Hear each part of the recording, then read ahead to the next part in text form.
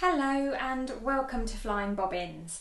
I'm Liz and welcome to my sewing room. This evening I'm going to show you how to make this lovely poncho. It's in a cable effect jacquard knit jersey. Nice and soft and really nice and warm. And it's a really easy project to make and it's perfect for wrapping up in this cold weather. So you can kind of wear this with leggings instead of a jumper in the house. You can wrap it up over a long sleeve t-shirt, wear it over the top of a denim jacket when it's that kind of cooler springtime weather. There's lots of different ways that you'll get use out of wearing this. So it's a really versatile piece and I made it for myself last Friday. I've worn it loads even since then. So you've got snappers here, poppers, and they're just mounted onto some matching grosgrain tape. You can wear those poppers off to the side and you get this lovely draping waterfall effect with the asymmetric hem. If you want to, you can pull this round to the front and you can wear it in a soft cape style, like so, with the poppers down the front. Or if you want, if you undo the poppers, and you can actually drape it round and wear it as a wrap or even simply as a scarf. So there are really lots of ways to enjoy wearing this. If you've noticed what I've got on as well, I've actually made a matching ear warmer. So I'm going to show you how to make that as well. Now I've got kits for these projects in my shop, flyingbobbins.com. I've got about 3 colours in at the moment. The children are having bath time, they're very excited about it. Sorry about the screaming, lockdown life. So yeah, I've got about 3 colours in my shop now and I'm going to be getting another couple of colours in probably by the end of February. So if you fancy a go at making this project for yourself, then check my web shop out and you can buy yourself a kit. So I've got my kit here. I've made myself the berry, what do I call it? Bordeaux colour, I think. I'm now going to make myself an oatmeal colour. So I'm going to open this up and show you what you get in your kit. So here's my sewing kit. And you get everything that you need in the box to make both the ear warmer and the poncho. So you get a strip of jacquard fabric for the ear warmer. You get a panel of fabric for the poncho itself, and you can see how lovely that cable design is there. And it's really, really lovely and soft, this fabric. There's a piece of grosgrain tape for you to mount your poppers on, and that's in a kind of a colour which is tonal to the main fabric. You get a packet of these Prim jersey snaps, and this come with their own tool. So you attach these white bits and you can attach those snaps. So you get the whole packet, which includes 10. You only need 5 for the project, so you have 5 spare. So that means you've got a couple to practice on if it's the first time that you do this, and then you can save the remainder for another project.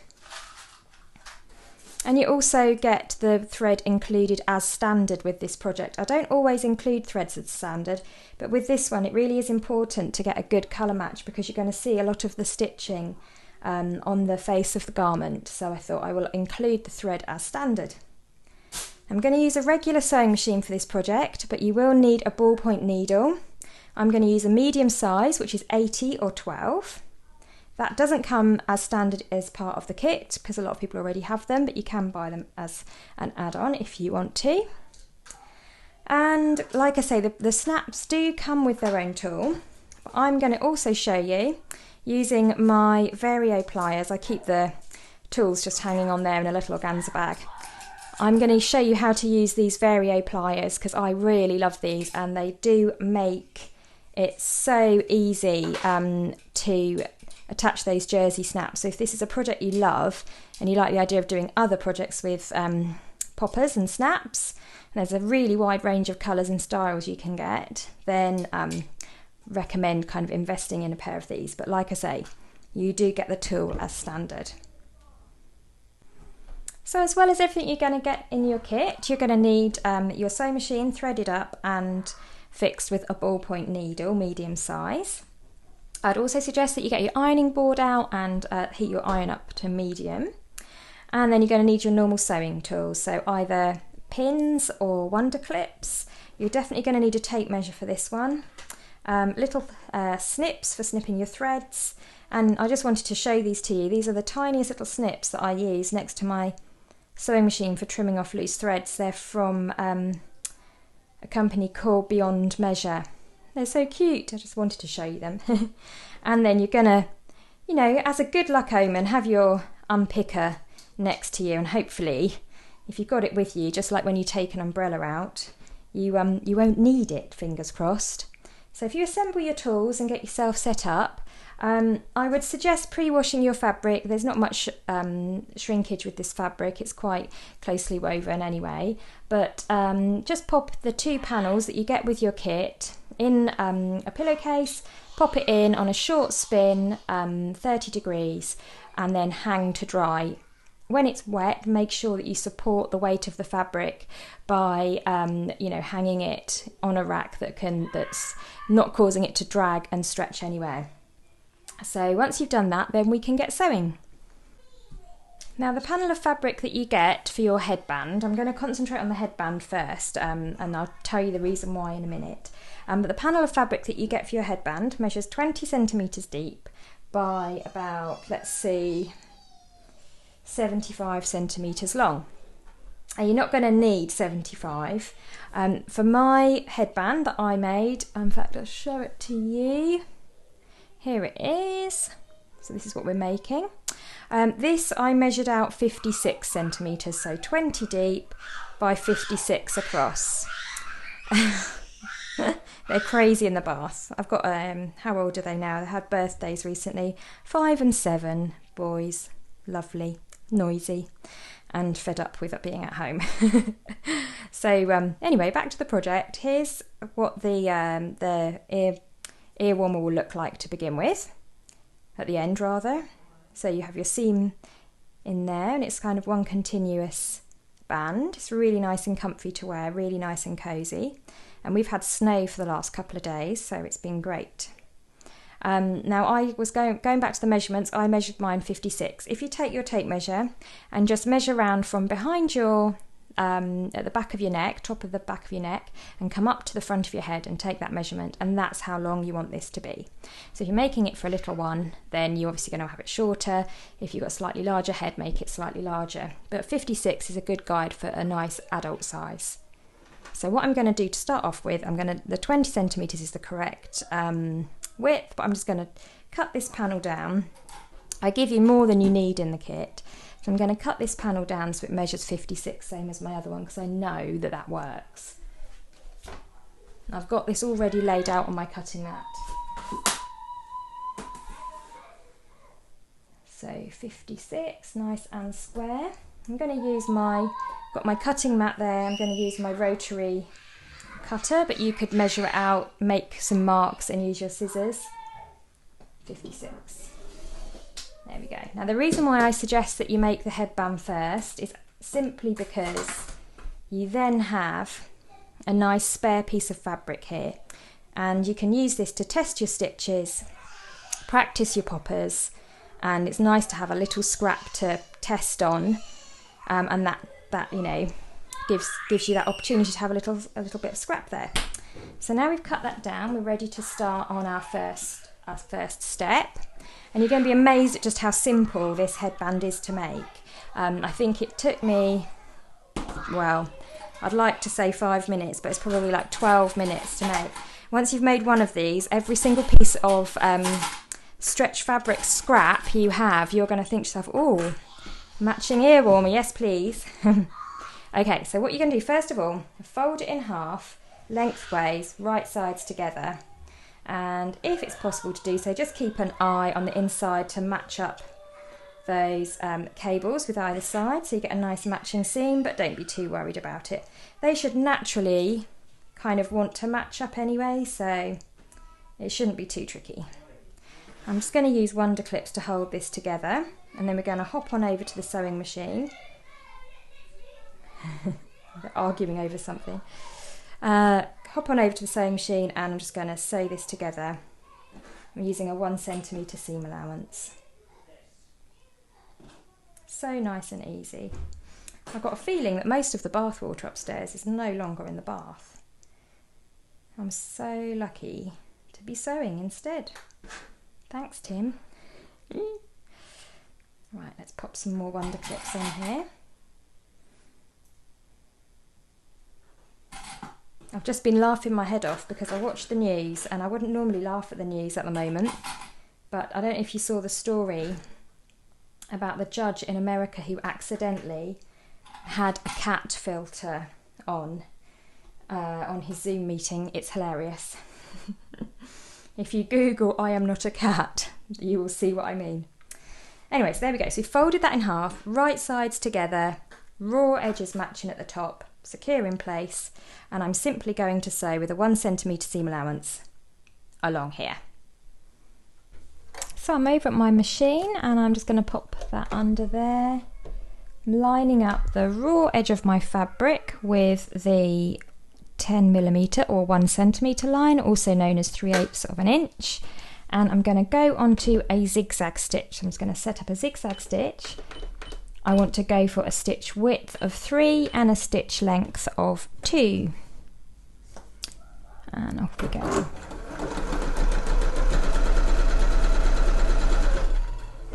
And your machine should quite happily just draw that 3. Now if you find that your fabric is creeping or stretching, so by creeping what I mean is that the top layer is moving along faster or further than the bottom layer, just do a few stitches, smooth it under, don't tug or pull the fabric, but then at intervals with the needle down in the fabric, just lift the foot, smooth everything, and just take your time, because sometimes with these stretchy fabrics, and this fabric is a little bit on the wodgier side, the fabric will have a tendency towards wanting to creep along. I'm just going to help it to eliminate that possibility just by taking your time. I'm going to continue all the way down so that I create a tube. There we go. Can you see that zigzag stitch there? The zigzag allows the stretch fabric the seam to stretch in line with the stretch fabric. It's not the most stretchy fabric ever, this jacquard, but you know, that zigzag gives it the flexibility it needs. And what you've got, let's move this camera back so you can see what you've ended up with here is a tube of fabric with open at the ends. I need to trim those off, don't I? So what we're going to do is you just need to take this over to your ironing board, bring the seam into the middle, and on a medium setting with your iron, just press that seam open and flat. So you take that over to your ironing board and press it open and flat. And then what you're going to do, pretend that I've done that for argument's sake. Then what you're going to do is just twist it through to the right side. I'm going to press mine later. I'm going to cheat only because I'm showing you. Normally I would have my ironing set up and I'd just quickly press it up. There we go.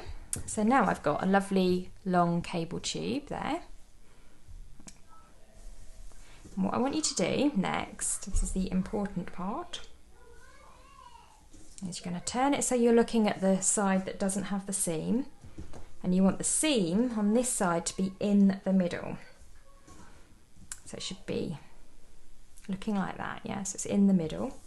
Turn this over so you're looking at this side, and then you fold it in half, bringing the two centralised seams together.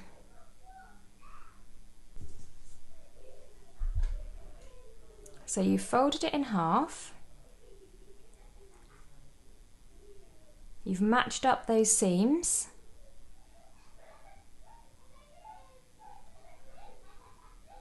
these are the right sides, these are together in the middle, the seam is on the outside. and in the middle. Now what you want to do is bring it like that, so that this fold here matches this seam and this fold here matches this seam. So I'll do that again. So you've brought it together like this and you're just moving it to the side. And then all you do is you fold that back round to the middle. Yep, so it's gone like that. And then you do the same on this side, but you bring that to the front.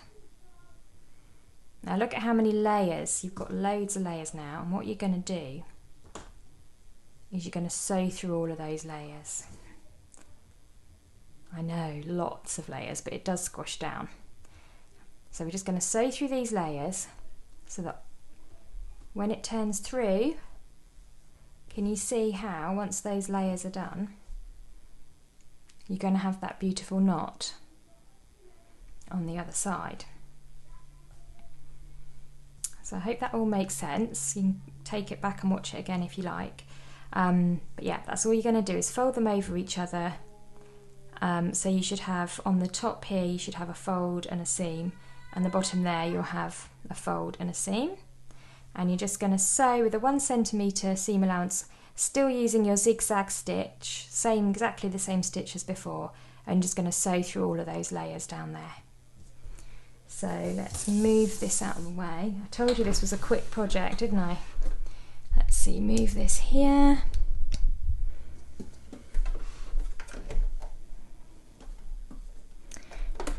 I'm going to have to give that, for some of you, the newer sewers on here, your foot will lift. If you actually push up, you have additional amount of lift in that presser foot. So you're going to need to use your hand to get that additional amount of lift before dropping your foot all the way down. Now my sewing machine foot also has this button on the back, look for in your manual if you've got that, to help me get over bulky seams. So I've popped that under there. I'm going to put the needle in to begin with, and I'm just going to sew it together. I'm going to have to use a little bit of encouragement pushing it through, just because of the bulkiness, but it goes. Do a little back stitch as well, and then through I go.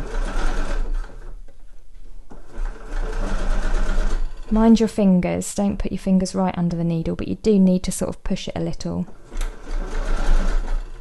And although it's bulky, it's very soft. You know, your needle's not going to break. It's not like you're sewing through layers of denim or anything like that.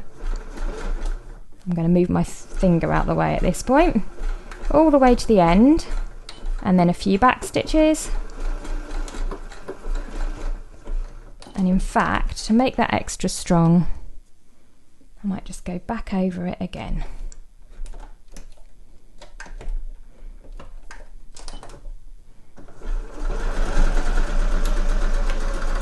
There you go, so that's sewn along there, and all you need to do now is turn this back through. Now you can trim this extra seam allowance down if you wish, but just to show you, bringing that seam back into the centre again. This is where I probably should have pressed it because it would have turned through a bit more easily. I'll go and give it a press now, but yeah, basically that is my knot headband finished. So the seam just sits at the centre there, turn it through and you're done. And these raw edges, they just sit hidden underneath. You don't have to worry about them, it's not going to fray. It's a knit fabric, quite a stable one at that, so yeah, you don't have to worry about possibility of it fraying at all. And there you go, so easy to make. And you can just use that, you know, any bit of jersey that you've got, actually you could make these with. But yeah, that one goes beautifully with our cable poncho. So I'm now going to go and show you how to make your cable poncho to wear with it.